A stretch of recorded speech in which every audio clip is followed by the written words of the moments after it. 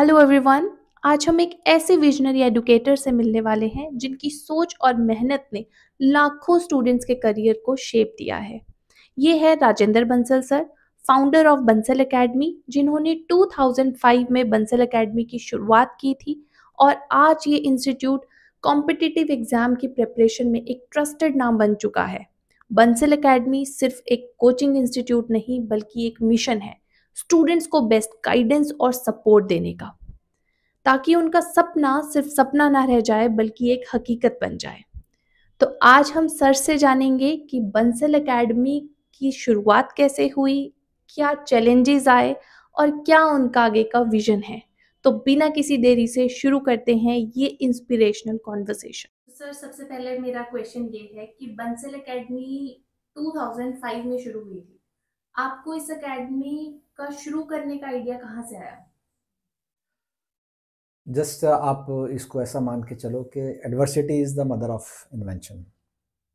सो उस टाइम पे हालात कुछ जैसे होता है ना फैमिली बैकग्राउंड्स में कि आए हैं कुछ करना है, तो सोच थी कि कुछ करना है, तो उसके लिए पहले टीचिंग स्टार्ट किया, होम ट्यूशन स्टार्ट किया, लोगों के घरों में जाके पढ़ाना शुरू किया।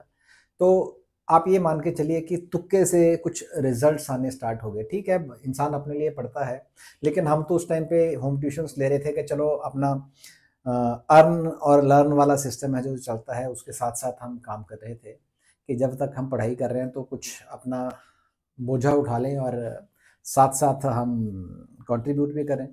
तो वो पढ़ाने के साथ साथ जब कुछ रिजल्ट्स आने लगे तो थोड़ा सा ऐसा लगा कि नहीं, ये कॉम्पिटिटिव फील्ड अच्छा है, और उस टाइम पे ये एरिया था जो बड़ा ल्यूक्रेटिव सा था, तो ये सबको अपनी तरफ खींचता था। तो हमने यही सोचा कि चलो ऐसा है कि रिजल्ट्स तो आ ही रहे हैं, थोड़ा सा और करके देखते हैं। बस थोड़ा और करने के चक्कर में ही हमने बंसल एकेडमी को एस्टेब्लिश कर दिया और we started with our coaching programmes. तो वो आज तक कंटिन्यू है और आगे देखते हैं कब तक रहेगा। Okay. हम्म। तो बंसल एकेडमी ने इन 19 सालों में काफी ग्रोथ देखी है। तो आपके अकॉर्डिंगली एकेडमी की सबसे बड़ी अचीवमेंट क्या है? देखिए, अचीवमेंट वैसे तो सारे लोग ये समझते हैं कि हमने इतने सालों में इतने रिजल्ट्स दिए या इतने लोगों को हमने एग्ज़ाम्स क्रैक करवाए। मुझे ये लगता है कि ये सारी की सारी जो अचीवमेंट्स होते हैं ये बच्चों की साइड से होती है। हमारा काम, जो हमारी अचीवमेंट है वो हमारे तक सीमित है, और वो अचीवमेंट ये है कि हमने कोशिश की है कि जो भी कंटेंट बच्चों को पढ़ाया जाता है उसको हम उसके स्टैंडर्ड्स को कैसे मेंटेन करें, और जो क्वेश्चंस क्लास में बच्चों को करवाए जाते हैं उसके लेवल को कैसे हम मेंटेन करें कि हमारा कंटेंट और क्वेश्चंस वो एक ही स्टैंडर्ड के रहें। क्योंकि अगर आप ग्रोथ स्टोरी की बात करो तो ग्रोथ बेसिकली उसी में है।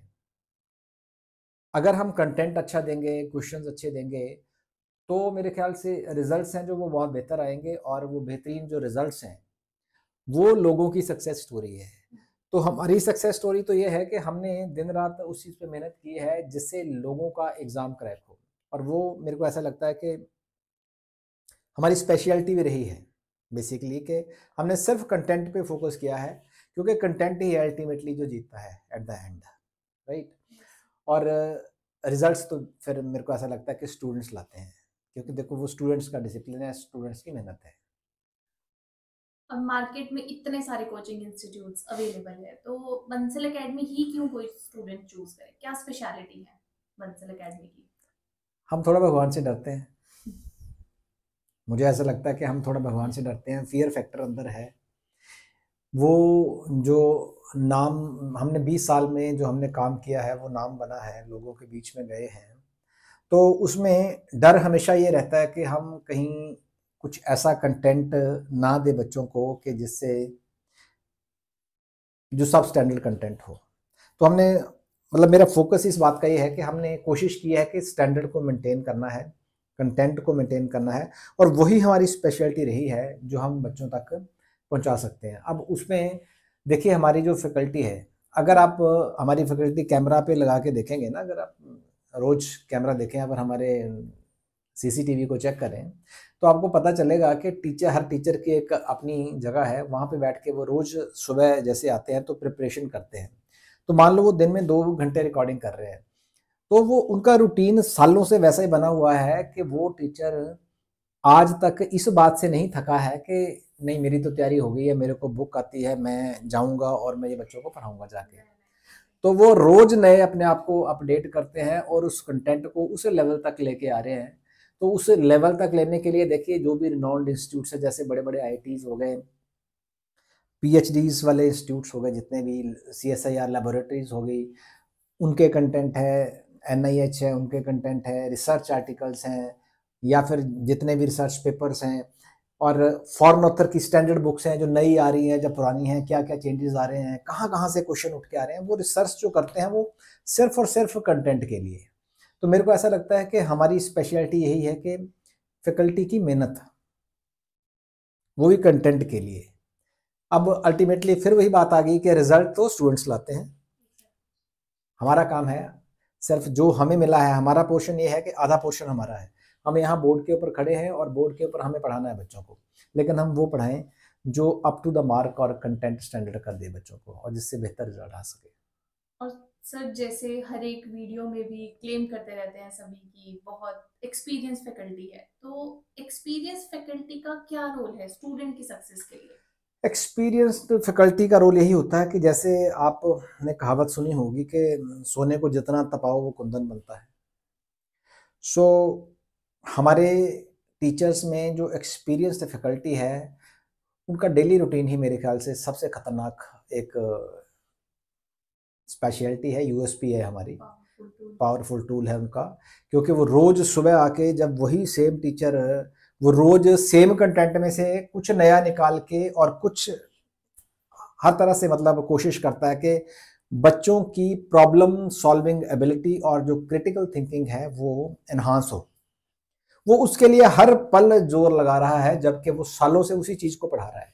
नहीं तो ज़्यादातर लोग तो जब टेक्स्ट पे चीज़ें हो जाती हैं तो वो ये मान के चलते हैं कि उन्हें सब आता है, लेकिन हमारे टीचर्स को रोज़ ऐसे लगता है कि हमें कुछ नहीं आता, हमें आज कुछ नया करना है, कुछ नया करना है। वो नया करना ही फैकल्टी का जो एक्सपीरियंस है, उसमें बेसिकली वो क्या कहते हैं ना, वर्सटाइल एक तरह से करता है चीज़ों को, उसमें रिचनेस लाता है उनके कंटेंट में, और वही रिचनेस है जो वो बेसिकली स्टूडेंट्स के काम आती है, और उसके कारण बच्चों के पेपर क्रैक होते हैं। यस। तो आपने सर इतना कुछ बता दिया बंसल एकेडमी के बारे में, तो अब मुझे ये बता दो आपकी कौन कौन से कोर्सेज ऑफर करती है बंसल एकेडमी? देखो, हमने we started with research oriented का 3 हमारे वैसे प्लेटफॉर्म्स हैं। रिसर्च ओरिएंटेड 2005 में, मतलब यस, ये हाँ, इसी से शुरुआत 2005 हुई। ऑनवर्ड्स हमने 20 सालों तक तो हमारा, आज भी हम कर रहे हैं वो रिसर्च ओरिएंटेड एग्जाम्स हैं, लाइक सीएसआईआर है, टिफर है, जस्ट का एग्ज़ाम हो गया, बार का एग्ज़ाम हो गया, आईआईटी जैम हो गया, ये सारे एग्जामिनेशंस हम तैयारी करवाते हैं इनकी। एंड वी आर बेसिकली, ये कह लो आप, हम के स्पीशीज़ हैं इस फील्ड में। के स्पीशीज़ बोले तो वेरी स्पेशलाइज्ड। एंड सेकंड हमारा 2021 से हमने टीचिंग ऑनलाइन प्लेटफॉर्म्स के ऊपर काम करना शुरू किया है। ऑनलाइन टीचिंग एग्ज़ाम जैसे वो टेट का है, टीजीटी का है, पीजीटी का है, बहुत बेहतरीन और एक्सेलेंट रिजल्ट्स बच्चों ने दिए हैं, हमने नहीं दिए, हमने सिर्फ कंटेंट अच्छा दिया है। बच्चों ने बहुत बेहतरीन रिजल्ट्स दिए हैं उसमें। और तीसरा प्लेटफॉर्म हमारा ऑफलाइन सेंटर है, पटियाला है। 2 ऑफलाइन सेंटर है, एक चंडीगढ़ में है, एक पटियाला में है। तो पटियाला में बैंकिंग, गवर्नमेंट जॉब्स, जितने भी एग्जामिनेशंस हैं उनकी प्रिपरेशन हम करवाते हैं। और थोड़ा सा सर वो बता दो ऑनलाइन कोर्सेज, मतलब कौन से चलते हैं, कैसे चलते हैं? जैसे आपने बताया इतने सारे कोर्सेज चलते हैं, ऑफलाइन क्लासेस किसकी होती हैं? ऑफलाइन तो हमारे सिर्फ रिसर्च वाले एग्जाम्स किए हैं, वो हाइब्रिड मोड में चलते हैं। आजकल तो देखो, ट्रांजिशनल फेज था 2019 तक, तो ऑफलाइन क्लासेस चलती थी। कोविड आया, कोविड ने सारा सिस्टम चेंज किया है। ऑल ओवर इंडिया अब लोग ज़्यादातर ऑनलाइन कोचिंग ले रहे हैं, और मेरे ख्याल से 99% लोग कोचिंग, ऑनलाइन कोचिंग की तरफ जा रहे हैं। पहले लोग ये समझते थे कि शायद ऑफलाइन एक बेहतर एक्सपीरियंस रहता है, लेकिन आज लोगों को, आजकल मेरे हिसाब से तो ऑनलाइन ज़्यादा प्रेफर करते हैं लोग, और करना भी चाहिए। क्योंकि देखिए, अगर ऑफलाइन कोचिंग लेनी है तो पेरेंटल जो पेरेंट्स हैं उनके ऊपर कितना प्रेशर पड़ता है। मतलब एक ही कोर्स जो हमारे पास मान लीजिए आज ऑनलाइन में जिसकी कीमत 6-7 हज़ार है, वही उनको 1.5-2 लाख का पड़ता था ऑफलाइन में। तो कितना फ़र्क पड़ा है। तो ऑनलाइन कोचिंग ज़्यादा बेहतर है। तो कोविड के बाद हमने ऑनलाइन हुए हैं, तो टीचिंग एग्ज़ाम्स में हम पूरी तरह से ऑनलाइन हैं, रिसर्च वाले एग्ज़ाम्स में ऑनलाइन हैं, बाकी गवर्नमेंट जॉब्स वाले हैं, मतलब ऑनलाइन हम हैं पूरी तरह से, ऐसा नहीं है। स्पेशली बेसिकली ये उन स्टूडेंट्स के लिए जो रिमोट एरियाज में होते हैं, रूरल एरियाज में होते हैं, जहाँ जो अफोर्ड नहीं कर सकते नहीं, आजकल देखिए ऐसा रिमोट एरियाज वाले स्टूडेंट्स तो हैं ही हैं, और साथ के साथ अब हमारा ये इंस्टीट्यूट है तो इसको बैक पे भी अगर कोई पीठ के साथ भी हमारे रह रहा है तो वो भी ऑनलाइन कोचिंग लेता है। तो मतलब ये है कि ऑनलाइन से ना एक तो अफोर्डेबिलिटी बढ़ गई है और रीच उस एरिया तक जहाँ तक इंटरनेट की कवरेज है वहाँ तक पहुँच गई है। आजकल चीज़ें लोगों के घरों के अंदर फ़ोन में हाथ में पहुँच गई हुई हैं। तो जो बच्चा अगर अच्छी मेहनत कर सकता है और वो बेहतरीन मतलब डिसिप्लिन में रह के टाइमली काम कर सकता है, वो स्टूडेंट मेरे ख्याल से उसके लिए ऑनलाइन तो एक वरदान के समान है। ऑनलाइन एग्ज़ाम मतलब प्रिपरेशन है जो। तो बंसल एकेडमी में स्टूडेंट की प्रिपरेशन के लिए कौन-कौन सी स्ट्रेटजी है जो कि टीचर्स फॉलो करते हैं, या फिर कैसा शेड्यूल, कैसा सब कुछ रहता है? स्ट्रेटजीज़ की अगर मैं बात करूँ तो बेसिकली देखिए क्या है कि अगर मैं अपने ही पार्ट पे बात करूँगा, जो हमारे टीचर्स हैं वो मैंने आपसे जैसे पहले भी डिस्कस किया कि कंटेंट के ऊपर तो काम कर रहे हैं। वो डिफरेंट सोर्सेज से अपना कंटेंट तैयार करते हैं, लेकिन वो बेसिकली टीचिंग मेथोडोलॉजी है जो कि डिलीवर कैसे करना है, उस चीज़ के ऊपर भी वो बेहतरीन काम करते हैं और उस लेवल को वो डेली बेसिस पे मेंटेन करते हैं। मैं आपको एक एग्जांपल देता हूँ छोटा सा, कि उस एग्जांपल में आप देखिए क्या है कि मेरे 20 साल के एक्सपीरियंस में मैंने बहुत तरह के टीचर्स देखे हैं। अब मैं ये बच्चों के साथ एक सीक्रेट ही शेयर कर रहा हूँ कि बहुत सारे टीचर्स देखे हैं। तो उन टीचर्स में क्या रहता है कि टिप्स पे जब चीज़ें हो जाती हैं तो वो आगे पढ़ना बंद कर देते हैं। तो जब कोई नई चीज़ें आती हैं तो उसको वो स्किप कर देते हैं। जो ज़्यादा बिल्कुल एक टफेस्ट पार्ट होता है जो खुद के लिए उनके लिए, वो उसको भी स्किप मारते हैं और वो आगे चल पड़ते हैं और कोर्सेज को कंप्लीट कर देते हैं। सो ऐसे केस में हमारा जो फैकल्टी का प्रोग्राम है उनकी ट्रेनिंग ही स्पेशल ये होती है कि हमें जो क्रिटिकल थिंकिंग वाला पोर्शन है या प्रॉब्लम सॉल्विंग एबिलिटी है बच्चों की, या फिर जो टफ पार्ट रहता है उसके ऊपर किस तरह से फोकस करना है और उसको कैसे एनहांस करना है, ताकि बच्चों को जब एग्ज़ाम में उसी लेवल का सब कुछ दिखेगा तो वो उसको मतलब ऐसे ऐसे सॉल्व कर पाए। ये एक स्पेशलिटी हमारे टीचर्स की है कि जो वो स्ट्रेटजी बनाते हैं तो स्ट्रेटजी भी ऐसी होती है जो उन्होंने पहले यूज़ की हुई है। नयापन लाने के लिए वो क्या करते हैं कि नयापन तो वो कंटेंट में ला सकते हैं, तो वो कंटेंट में नयापन लाते हैं। पढ़ाने के केस में अगर उनको लगता है कि हमें कुछ और तरीके से इसको और स्किल चाहिए या और प्रैक्टिकल तरीके से हमें चीज़ों को अप्रोच करना है, तो वो सारे टूल्स को यूज़ करते हैं। जैसे चाहे गूगल है, यूट्यूब है, या कोई और माध्यम से उनको पढ़ाना है, रिसर्च आर्टिकल्स है, कोई वेबसाइट है, कोई प्रैक्टिकल चीज़ें बतानी है तो वो बताते हैं सारा वहाँ पे। और उनका फोकस हमेशा ये रहता है कि स्टैंडर्ड क्वेश्चंस जब आएँ तो वो स्टैंडर्ड क्वेश्चंस को सॉल्व करें। बस मैं आपसे यही पूछने वाली थी क्वेश्चंस का। हाँ, स्टैंडर्ड क्वेश्चंस के ऊपर मेरा राय बड़ी सिंपल सी है कि वैसे हर टीचर्स की यही राय रहती है कि जैसा एग्ज़ाम है वैसे क्वेश्चंस हमें देना चाहिए। लेकिन कई बार ऐसा होता है कि मार्केट में लोग क्वेश्चन बैंक्स सेल करते हैं, ढेरों क्वेश्चंस देते हैं, ढेरों किताबें मार्केट में हैं। तो उसमें मैं बच्चों को हमेशा एडवाइस यही करता हूँ कि आप हमेशा किसी भी पेपर के एग्ज़ाम के स्टैंडर्ड क्वेश्चन ही सॉल्व करिए। उसका रीज़न क्या है कि स्टैंडर्ड क्वेश्चन सॉल्व करने से एटलीस्ट ये रहता है कि पेपर में आपको वैसी चीज़ें दिखती हैं। और जो नॉन, मान लीजिए सपोज करिए एग्जांपल देता हूँ कि 100 क्वेश्चन हैं, 100 में से हमारे पास 40 स्टैंडर्ड क्वेश्चन हैं, 60 सब स्टैंडर्ड क्वेश्चन हैं। तो जो 60 सब स्टैंडर्ड क्वेश्चन हैं एटलीस्ट उनको सॉल्व करने के लिए तो टाइम लगेगा ना, है ना, तो वो भी हमारा टाइम लेंगे। अब वो टाइम वेस्टेज है एक तरह से। सेकेंड पार्ट, अब एक तो ये हो गया कि टाइम वेस्टेज चलो हो गई, नहीं पता था कर लिए। अब दूसरी बात सबसे बड़ा उसका बैड इम्पैक्ट क्या है कि जो वर्स्ट पार्ट है वो ये है कि वो हमारे अंदर एक फॉल्स कॉन्फिडेंस जनरेट कर देते हैं कि हमें लगना शुरू हो जाता है कि हमारी प्रिपरेशन बहुत अच्छी है, और वो जो प्रिपरेशन है जब पेपर में वैसी चीज़ें नहीं देखती हैं तो फिर अल्टीमेटली रिजल्ट नहीं आता है, रिजल्ट नहीं आता है। कई लोग आपने देखे होंगे वो बोलते हैं कि नहीं मैं निकाल दूंगा, लेकिन जब पेपर करके आते हैं तो सबसे ज़्यादा डरे हुए लोग वही होते हैं। सो इजी क्वेश्चन कर लेते हैं, ईजी कर लेते हैं। ईजी बोले तो मतलब जो इम्पोर्टेंट नहीं है, जो पॉइंट पेपर के एग्जाम के पॉइंट ऑफ व्यू से नहीं है। हाँ, हमें स्टैंडर्ड क्वेश्चन करने में, देखिए सारे बच्चों को यही एडवाइस है कि स्टैंडर्ड क्वेश्चन करिए। टाइम लग सकता है, लेकिन अगर टाइम आप लगाओगे ना तो शुरुआती दिनों में टाइम लगता है वो, मतलब 10 डेज 15 डेज। बड़ा एग्जांपल है, पुशअप आप मारना शुरू कर दो तो पहले 4 दिन तो पुशअप्स लगेंगे नहीं, फिर बॉडी पेन शुरू हो जाएगी, फिर उसके बाद 10th डे में जाके आप वही पुशअप्स आप आराम से मारना शुरू कर देते हो। Same is the case with questions. Standard questions, tough questions शुरू में टफ लगेंगे, लेकिन आदत पड़ जाएगी तो आप सॉल्व करते रहोगे और पेपर क्रैक होने के 100% चांसेस उसमें रहते हैं। यस, तो मतलब आपके बोलने का मतलब ये है कि टीचर्स जो है वो standard question time to time update करते रहते हैं।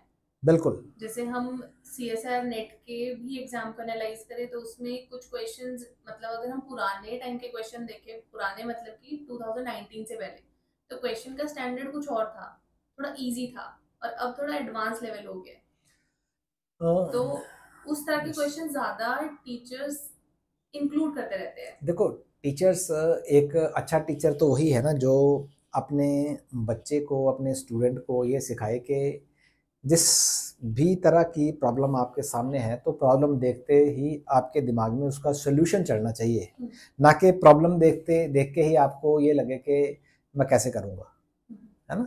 तो हमारी अप्रोच यही रहती है कि बच्चों को हम, चाहे वो पुराना है चाहे नया है, मतलब जो पहले 10 साल पहले चल रहा था वो भी, और जो बिल्कुल लेटेस्ट वर्जन है क्वेश्चंस का वो भी, साथ में एडवांस चीज़ें जो भी आ रही हैं उन टॉपिक्स को कवर करें, साथ में उन क्वेश्चंस को करवाएं ताकि पेपर क्रैक हो पाए।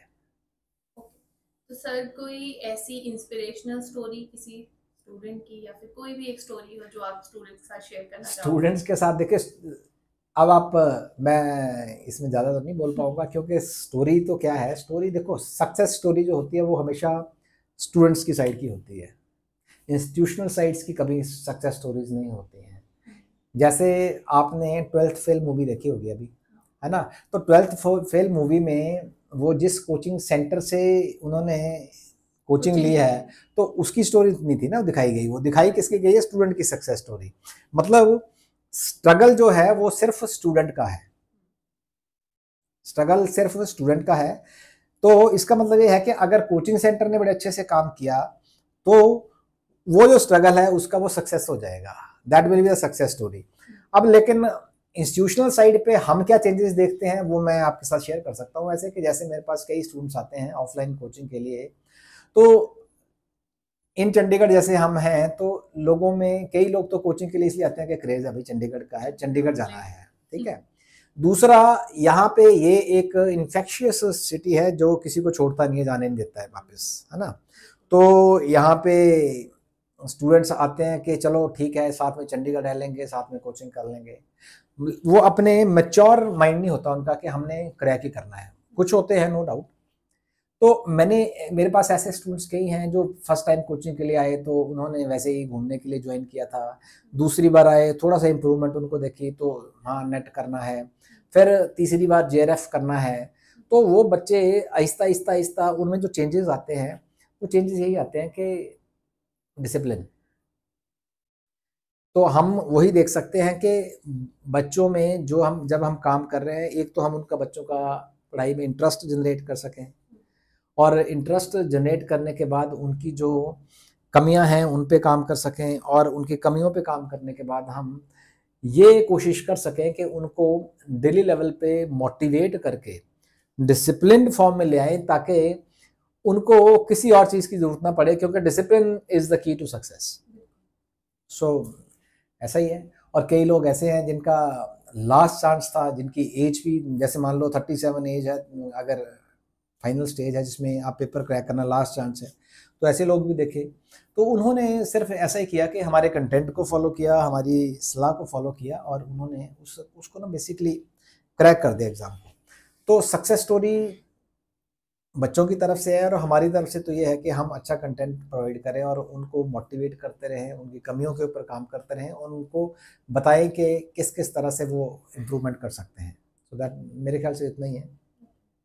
तो काफ़ी सारे स्टूडेंट्स ऐसे भी हैं जो कोचिंग के लिए अनश्योर हैं, तो आप उन एस्पिरेंट्स को क्या बोलना चाहोगे? मतलब वो सोचते हैं कि हम सेल्फ स्टडी करके एग्ज़ाम क्रैक कर लेंगे। नो डाउट स्टूडेंट्स क्रैक कर सकते हैं सेल्फ स्टडी करके, लेकिन ऐसा होता है कि सेल्फ स्टडी करने वाले लोग मैंने वही देखे हैं, दे आर हाईली मोटिवेटेड, और घर से में इन्वायरमेंट बहुत बढ़िया है उनका, जो शुरू से मिला है उनको।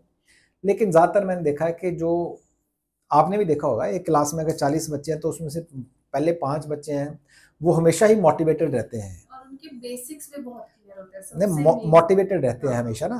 तो उनकी मोटिवेशन के पीछे अगर आपने देखा हो तो वो क्या करते हैं कि वो ना टाइम देते हैं, दे वैल्यू देयर टाइम। तो बाकी 35 बच्चे हैं वो टाइम नहीं दे रहे हैं। अगर वो टाइम नहीं दे रहे हैं अपनी स्टडीज़ को, तो वो इसलिए नहीं दे रहे हैं क्योंकि दे आर नॉट डिसिप्लिन्ड। तो ये पहले 5 हैं, ये डिसिप्लिन्ड हैं, ये टाइम को वैल्यू भी कर रहे हैं, टाइम भी प्रॉपर दे रहे हैं, इसीलिए उनको सक्सेस मिल रही है। और हर फील्ड में ही ऐसा होता है, राइट। तो जो बच्चे कोचिंग के बारे में अनश्योर हैं कि कोचिंग लेनी चाहिए या नहीं लेनी चाहिए, तो मैं उनको एक ही सलाह दूंगा कि आजकल के टाइम में हमें नहीं पता कि कितने लोग प्रिपरेशन कर रहे हैं, क्योंकि आजकल ऐसा है कि बहुत लोग अटेम्प्ट मारते हैं पेपर के लिए और कई सालों से लगे हुए हैं। तो उस केस में कोचिंग सिर्फ इतना हेल्प कर सकती है आपका कि आपका टाइम बचा सकती है। बाकी आपकी भी तो कोई राय होगी, आप रखिए राय पे, इस पे क्या है बताइए स्टूडेंट्स को कि किस तरह से। मेरे अकॉर्डिंगली तो कोचिंग का ये रोल होता है कि बहुत ही हमें जो चीज़ें हैं बहुत ही प्रॉपर तरीके से मिल जाती है। टॉपिक्स जैसे फॉर एग्जांपल हम कोई टॉपिक पढ़ रहे हैं और उस कोई चैप्टर पढ़ रहे हैं, उस चैप्टर में से ऐसा है कि 3 टॉपिक्स हैं, वो उसमें से क्वेश्चन ज़्यादा बनते हैं, बाकी हमें सिर्फ उनके बारे में पता होना चाहिए, बाकी सारे जो चीज़ें हैं।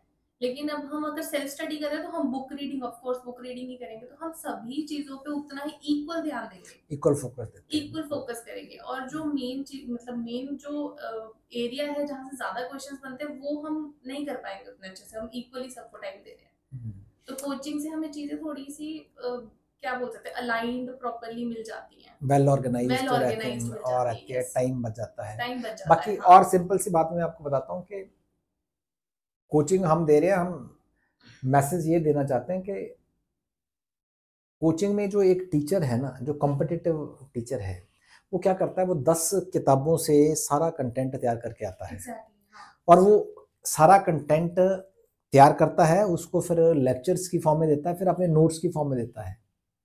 वहाँ देखिए कि जिस लेक्चर को, कंटेंट को तैयार करने में एक टीचर के 10 घंटे लगे हैं, सिर्फ एक लेक्चर को तैयार करने में उसने मान लो 6 घंटे लगाए हैं, वो 1 घंटे में अगर डिलीवर हो गया है सारा, तो वो स्टूडेंट के लिए उसका कितना टाइम सेविंग है। सो जो स्टूडेंट्स अनश्योर हैं, वो अगर सेल्फ स्टडी डिसिप्लिन के साथ कर सकते हैं तो वो करिए, नहीं तो अगर उनको खुद को फीलिंग आती है कि नहीं कर सकते हैं, तो कोचिंग ज्वाइन करनी चाहिए। और कोचिंग ज्वाइन करने के लिए भी मतलब थोड़ा बैकग्राउंड चेक एक बार कर लेना चाहिए, जैसे आप बोल रहे हो टीचर्स फैकल्टी पूरी, कि हाँ डेफिनेटली वेल देखिए। क्वालिफाइड हो और वेल एक्सपीरियंस्ड हो, यस तभी यस उस यस कोचिंग को ज्वाइन करना बिल्कुल। चाहिए। देखो हम अपने बारे में तो बात कर सकते हैं, हम बिल्कुल। सिर्फ इतना बता सकते हैं कि हमारे जो टीचर्स हैं, they are very hard working.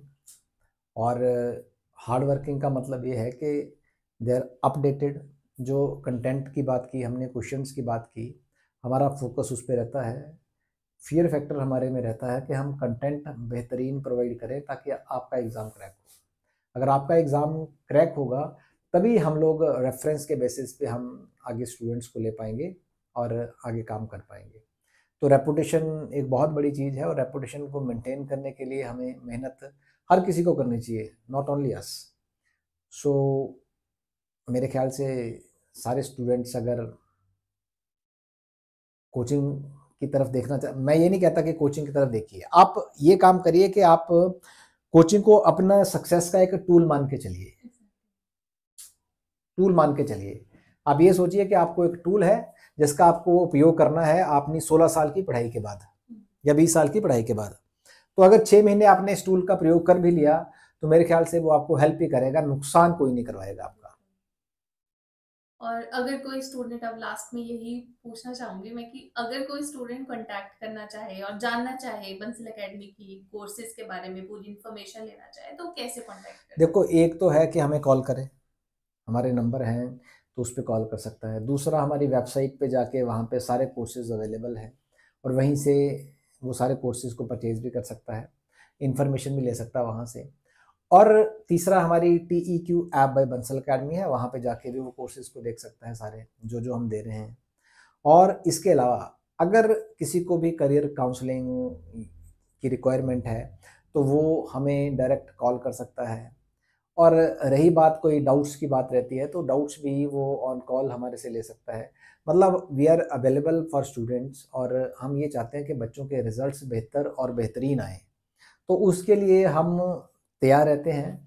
तो बंसल अकेडमी ज्वाइन करने का आपको एक फ़ायदा तो ज़रूर है कि मैं एक छोटा सा एग्जांपल दे रहा हूँ कि अभी हिमाचल PGT के एग्जामिनेशंस में जैसे रिजल्ट आए तो उसमें अराउंड 42% स्टूडेंट्स हमारे हैं। फिजिक्स में 41 सीट्स में से 17 आई और उधर केमिस्ट्री में 42 में से, एंड मैथमेटिक्स में 42 में से 19 सीट्स वो हमारे स्टूडेंट्स थे। तो अगर देखिए सारे इंस्टीट्यूट्स कोचिंग दे रहे हैं इकट्ठे मिला के और उसमें से अगर आधा हमारा है तो डेफिनेटली वो इस बात को तो साबित करता ही है कि हमारा जो कंटेंट है वो काफ़ी, उसमें रिचनेस काफ़ी है और बढ़िया कंटेंट है। तो आप लोग बेझिझक हो के आप बंसल अकेडमी ज्वाइन कर सकते हैं। हमारी कोशिश यही रहेगी कि आप में हम वो डिसिप्लिन ला सकें और आपकी क्रिटिकल थिंकिंग और प्रॉब्लम सॉल्विंग एबिलिटी है जो उसको एनहांस कर सकें। हैं? कोई और आपका सवाल हो तो आप हमें मेल में ही पूछ सकते हैं और कमेंट बॉक्स में भी डाल सकते हैं, और अगर आप चाहें तो व्हाट्सएप पे भी कर सकते हैं कांटेक्ट। बाकी मैम, सारिका मैम हैं, आप इनसे, इनका हैंडल है जो वहाँ पे भी क्वेश्चंस पूछ सकते हैं। यस, मेरे इंस्टाग्राम हैंडल पे भी मैसेज कर सकते हो या फिर डायरेक्टली आप हमारे जो नंबर दिए हैं स्क्रीन पे आपको नंबर मिल जाएंगे सारे, उन पे आप डायरेक्टली कॉल कर सकते हो। Thank you so much.